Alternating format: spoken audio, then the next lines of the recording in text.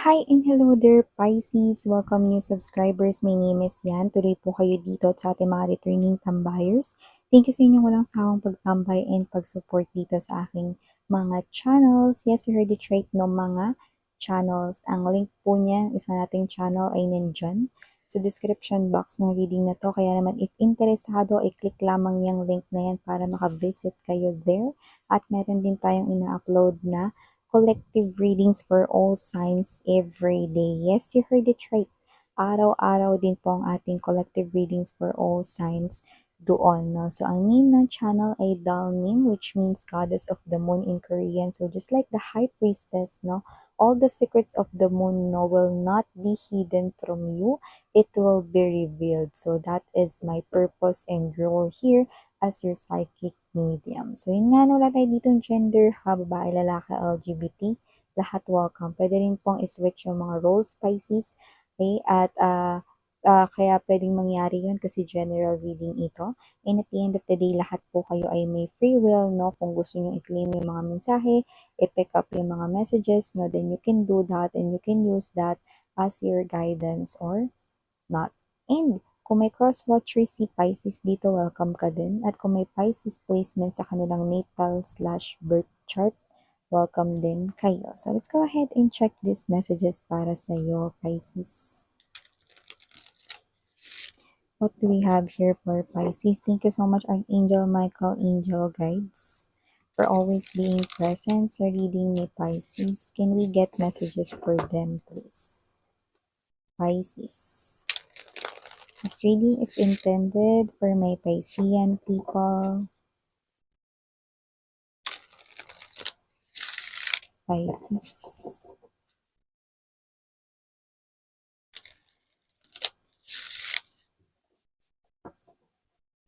Okay.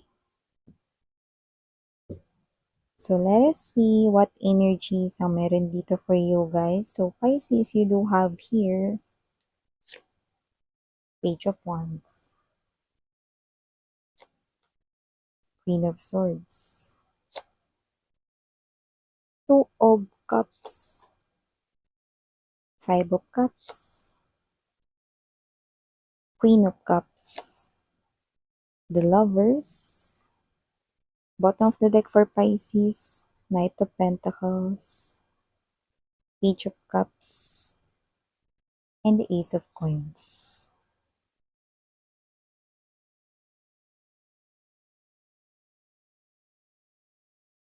Okay. So, Pisces, nakikita ko rito, no, may manunumbalik, no? Nakikita natin dito opportunity, yung manunumbalik dito. Parang nalampasan kayo dati, matagal na, no? So, yung iba pwede hindi nyo na rin to maalala, no? Pero, ito yung klase ng energy na gustong-gusto mong i-grab or kunin. Opportunity related sa pera with the Knight of Pentacles energy, Ace of Coins.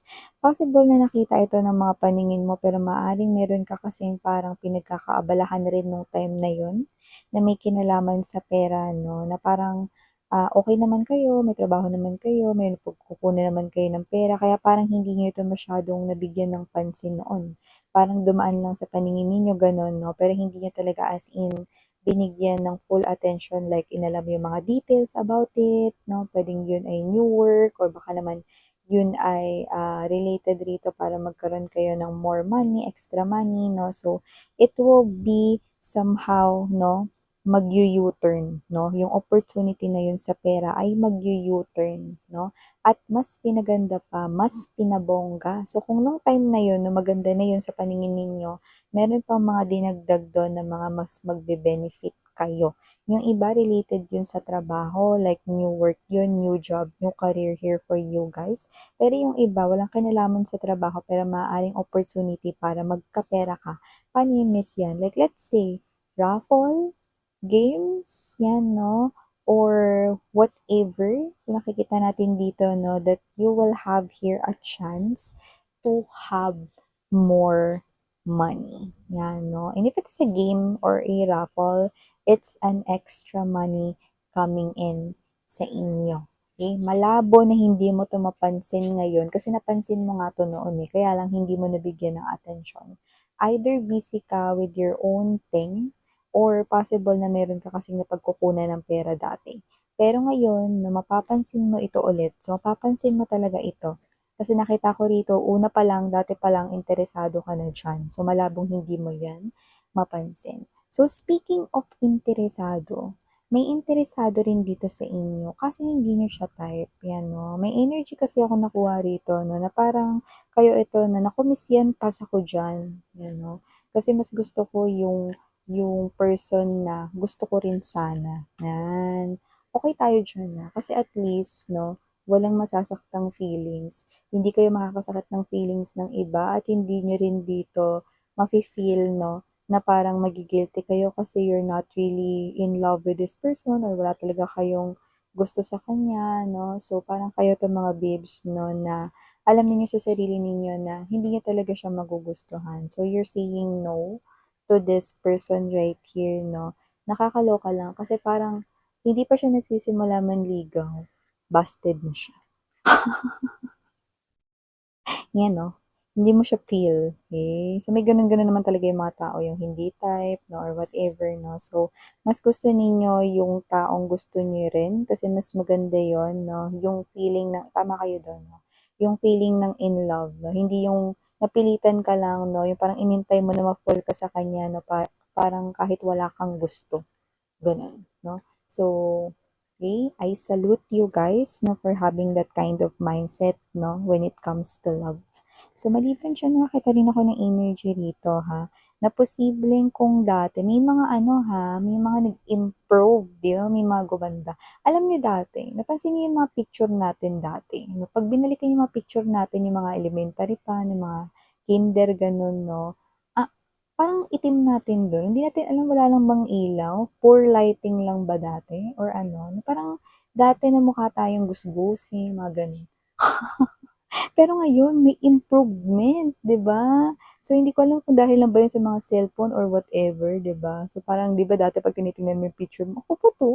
Parang hindi." Yung mga ganyan, 'no? So nakita ko dito na nag-improve na kayo 'no, lalo na ngayon na nagtrabaho na kayo 'no. So nakita niyo rito mga babes 'no, na lalo na may clue dito, possible na mas lalo kang gumanda or mas lalo kang gumwapo 'no, nung nawala rito 'no, yung ex mong pabigat dito sa mundo mo, ayan 'no. So, puwedeng after ng breakup nagpagupit ka, paganda ka lalo, nagpagwapo ka lalo 'no or whatever 'no. So, nakita ko dito mga babes 'no, na mas, rarami rito 'no, yung gustong mapalapit sa'yo, okey. May mga nakikita rin ako ritong options when it comes to love, 'yan 'no. At isa na nga din diyan 'no, ang iiyak din na luhaan kagaya ng hindi mo type na yon, itong iiyak na luhaan ay walang iba kundi ang ex mo. Kasi mas lalo ka raw gumanda ngayon. Alam niyo yung kantang Magazine? 'Yan, Magazine. 'Di ba yung nakita kita sa isang magazine, 'yan 'no. So nakita ko dito mga babes na makikita niyo na hindi na siya nababagay sa inyo, kasi nakikita ko rito 'no na parang ang magiging itsura ninyo ay Beauty and the Beast. Siyempre siya yung beast. Wala tayong gender dito 'no, pero nakita ko dito na iba na ang iyong ngiti 'no, iba na ang iyong tingin, nagbago ng lahat sa'yo, okey?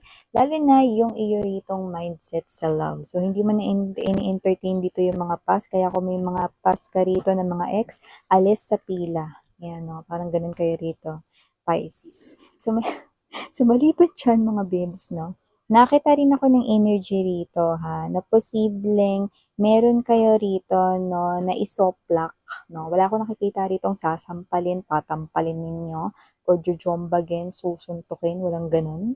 So, nakikita ko lang dito na masosoplak niyo siya dahil sa inyo ritong sasabihin.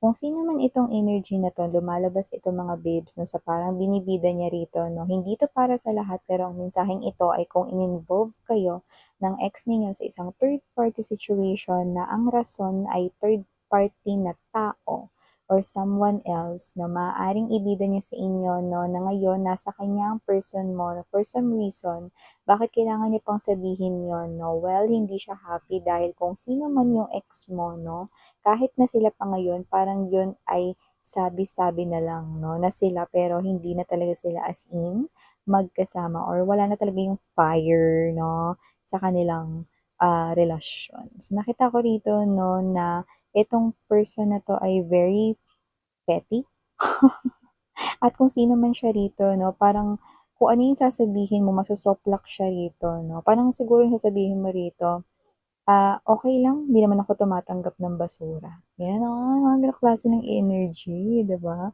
Or parang, kayo ito na parang, "Excuse me, do I know you?" Gano'n 'no, parang gano'n yung energy niyo. Kaya kung ano man 'tong sasabihin ninyo rito, talagang maiinis siya rito ng sobra 'no. At nakikita ko rito na wala naman kayo ritong as in talagang binitiwang ano hindi kayo gumamit ng mura, walang gano'n 'no. Pero nakita ko rito 'no na para siya rito mga bibs 'no, alam niyo yung ano, Fruit Ninja? Naglaro ba kayo nun? Yung hahagis yung mga prutas sa ere tapos 'di ba? So, gano'n yun. Parang na-slash niyo siya diyan na parang prutas rito 'no, na parang nasira ng, pira-piraso yung pride niya 'no, dahil sa sinabi ninyo, 'di ba? Eh, mantakin ninyo pupuntahan ba niyan kayo para sabihing yun lang, 'di ba? Bitter, bitter kasi yung galawan niya rito, 'yan 'no. May energy rin kasi na maaaring, puntahan rin kasi kayo ng ex ninyo 'no, may gano'n kasi siyang nafi-feel, okey.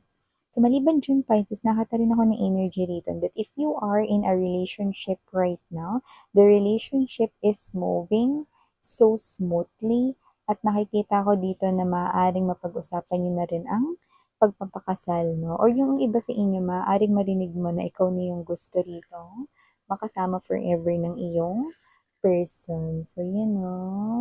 So, nakikita ko rito 'no, na yung life ninyo ay magiging may kaya talaga at maaari talaga kayo ritong maging mayaman ng partner mo, you know.